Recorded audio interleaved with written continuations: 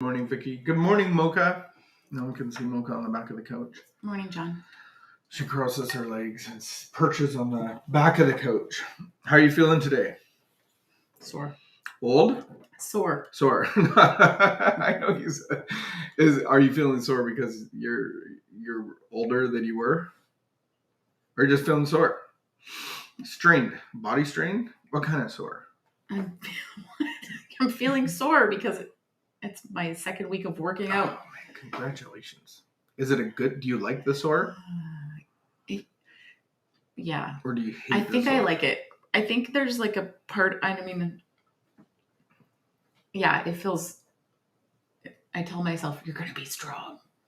I like the sore. Like, I like the lactic acid feel when I work out, but I don't get that anymore because I'm so advanced. You're going to be strong. But I like the sore. Like, I'm like, oh, it hurts. So I feel like it's like, dude, I did something.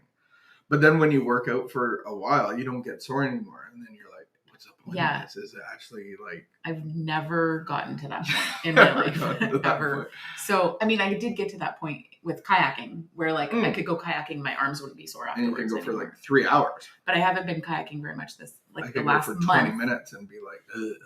So I'm probably going to be sore again. You're kayaking today? Yes. Woo! It's a beautiful day out today. It is a beautiful day. I want to just announce that we got a present. It's not a present. We made a purchase. We've only made this purchase twice now in our lifetime together. 30 years. No, that's not even true. I think so. Okay, tell. Is this our first purchase? This is the very first time we have purchased a mattress together. I thought we got a queen size when we first cohabitated. I thought that was like mine that I brought with me. Oh, no, I think we bought one. And remember getting it into this house, I had to cut the frame of the bed. It came from your parents' house, which came from so my apartment. Okay, so I feel like we've never mattress shopped together. We stole mattresses from habitating in different houses. No, I bought a mattress by myself. Okay, so that was okay. So you have bought a mattress. This is our first mattress that we bought together, and it finally came yesterday. And I didn't feel that we needed one because we actually got gifted one. And then I think you said it's 20 years old at least? It was gifted to us 15 years ago. And so it's about a 20-year-old mattress. And it was used. And then I was like, why would we buy a mattress? They're so expensive. And then it's a double-sided, so yours is soft, mine was hard. You can't sleep on the soft anymore, so I slept on it. And I was like, I hate this for a year and a half. This is horrible. And it's hurting my back and my neck and all the complaint. It took a year and a half for you to agree to buy a mattress. And so you proved to me on the Google that mattresses literally have a life shelf of... Well, they say 10 years, but... Like 5 years. No. The guy said it's going to feel different in about 8 years. But like in cheap mattress world, it's like a 5-year shelf life. And I'm like... We've had this for like 20 years or like 15 plus, but 20 years prior. Your parents' neighbors gave it to us and they had only used it for a couple of years. It was beautiful. But when I looked at the tag, the year on it was 20 years ago. 20 years ago. And so we've been sleeping on a broken mattress, a wore out mattress. It's like driving your car with bald tires. It's not recommended. And so the reason why I had a shift in my thinking is because of holidays. We go to a hotel, and hotels aren't known for their best mattresses, especially this hotel. It was like, it's in Barry's Bay. We'll just put it that way. It's like you can still smell the cigarette smoke in this motel. And I had the best night's sleep I had in the year. And I was like, hey, when we get home, we are going to buy a mattress. Yep. So it came. We got a king size mattress. Beautiful thing. And we woke up today. It has a gel thing on it. Like it's a gel. So I typically very much try to refrain from I told you so moments. From being right. I really try to refrain from that. It should be easy for you because it's really challenging. You're right all the time. So it should be easy for you to live out of not having to say that. Like, just why bother saying it? Yeah. But like, I was very insistent a year and a half ago. Like, we need to buy a new mattress. And you were so sacrificial. Oh no, that side of the mattress is just fine. I'll sleep over there, no problem. It was hard. And you did for a year and a half. Like, you tried to prove your point for a year and a half. Yeah. So we bought a mattress together. I think it's official that married, that we're going to stay together for the rest of our lives. We've actually been married for over 20 years. 20 years now. We've been together for 30 years. 20 years. We had our 20... No, we have not been together. Anyway. 30 years? I don't want to argue with timelines with you. Okay. Because I'm right.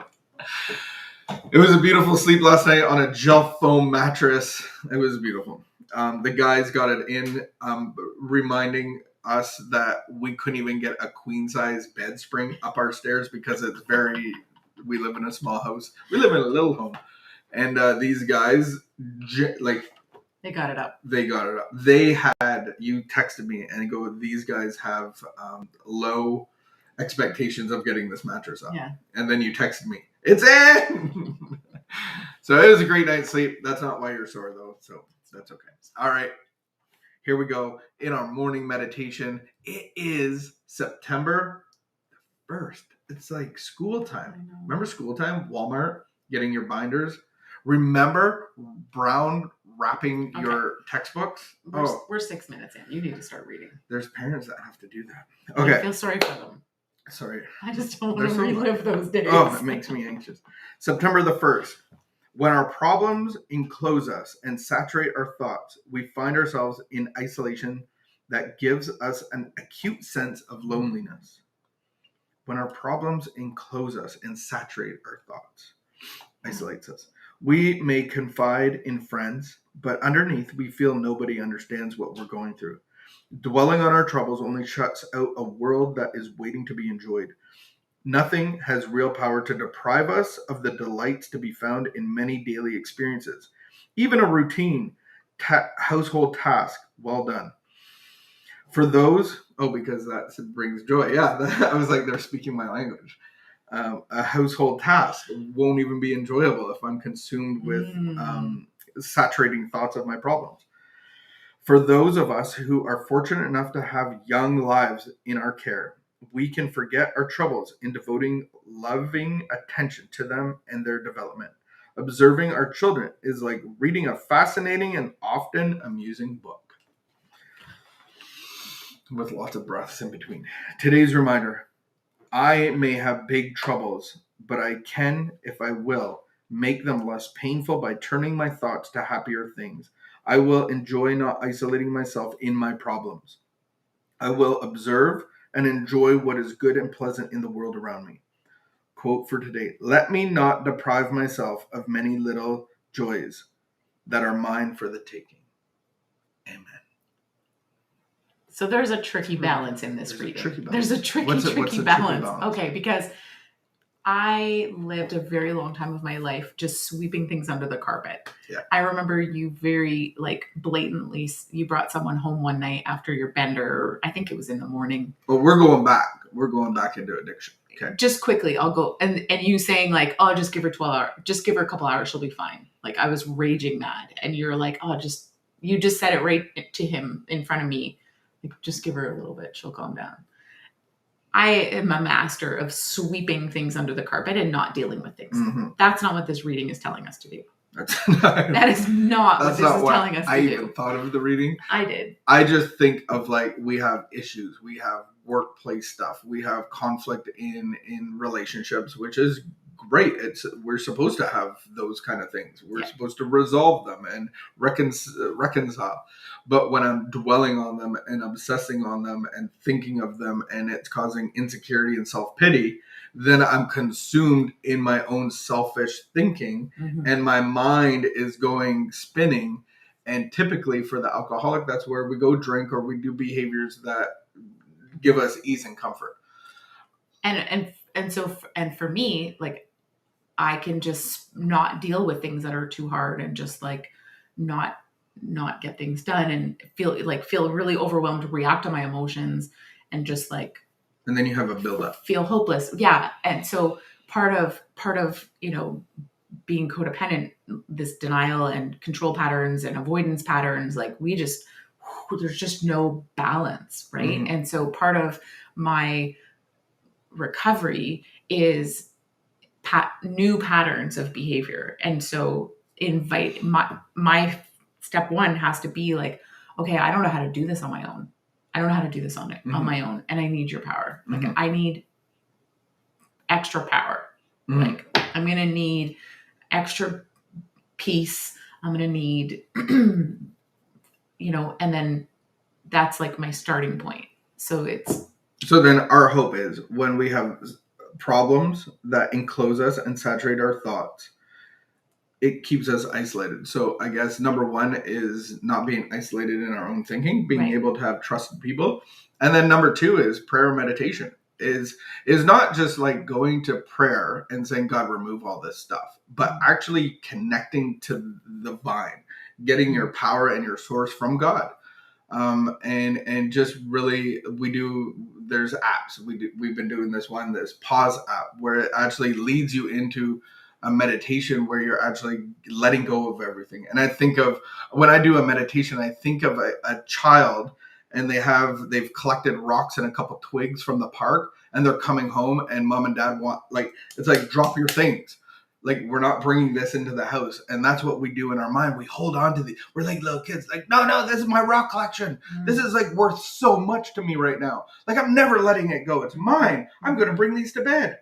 And mom and dad are like, let it. And so for me in my meditation, that's what I think of. I'm that kid where I'm like, okay, let it go. Mm-hmm. There's like other things that I can pick up. And so that's what happens in my mind. So really, prayer and meditation is the key to our serenity. So we leave you with that. And prayer. Yeah. So it is really important, because I mean, there are definite things that happen outside of us that I'm beyond being able to deal with, right? And one of the patterns that I recognize that actually did not work in my favor is retelling.